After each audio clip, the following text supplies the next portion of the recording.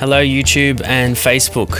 This is Daniel Jason Booth for Soundbooth Tutorials. Today I am in my new home studio. Still a bit of a work in progress, but that's why I've been pretty busy, and I hope to really ramp up the tutorial videos again. Just after suggestions from you guys. I won't be mixing full songs or anything like that. Maybe in the future that's something I'll do. It'd be really nice to know what you guys want out of this. Post your suggestions below in the YouTube comments or on the Facebook page. So just quickly, I'm going to give you a little bit of an insight into what I've been working on.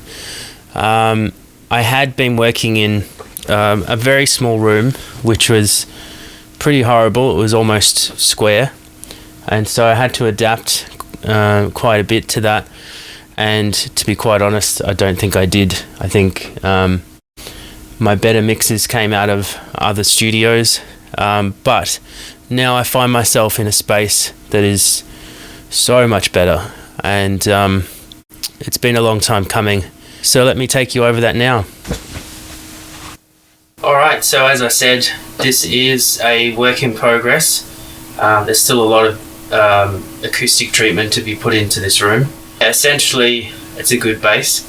A lot of the acoustic treatment you see at the back there, that actually came from my old studio, and I've pulled it out. I've attached it to the wall, and behind the wall is a bit of an air gap. Let's have a look at the corner columns. Actually, before that, we'll just have a quick look at the gobos that I've got here behind the mix position. So pretty basic, a layer of material there that lets air through pretty easily.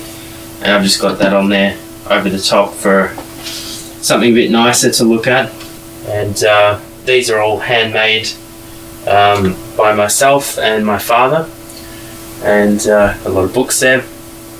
But the couch, which isn't really a couch because I've got acoustic treatment just sitting in there at the moment, but eventually this will be a large bass trap. Just going to build the frame to go into that. Got some musical instruments over here, and you'll see here is where I've taken out the wall.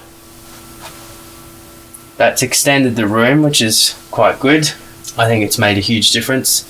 In terms of my setup, I've got the trusty old Zickler Prodigal, which is a great channel strip. You can see the review on my channel.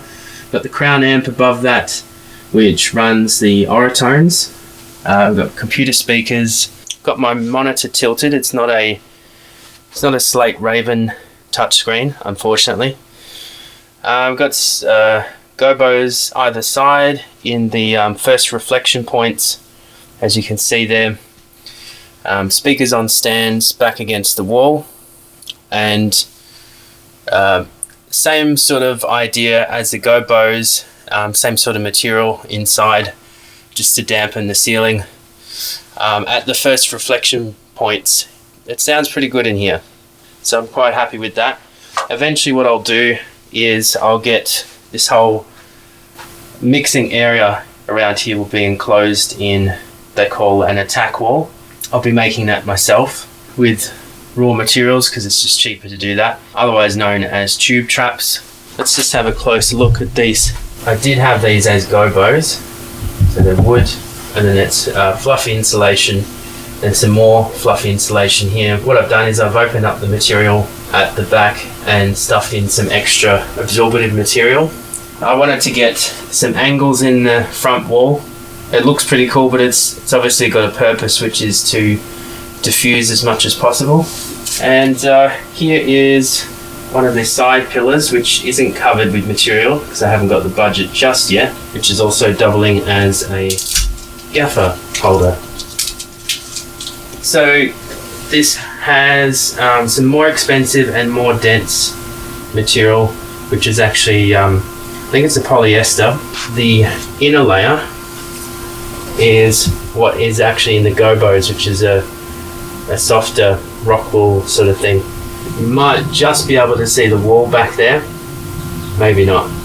So there's let's see if I can get in there.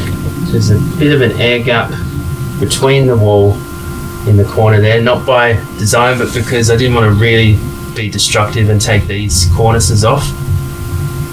As it turns out, acoustically that's not a bad thing, because the sound can go in, get absorbed through the pillar, hit the wall and reflect and go back out. Effectively it gets a double dose. That's how the studio is looking at the moment. Got an M box here, I've got a Scarlett 606. You can pretty much get away with what I've got here because you've got all the analog you need. So that concludes the basic studio tour. So I hope you guys enjoyed that. I hope you got something out of that. I know it's not entirely complete. It is a work in progress and it is a home studio. It's not a professional studio.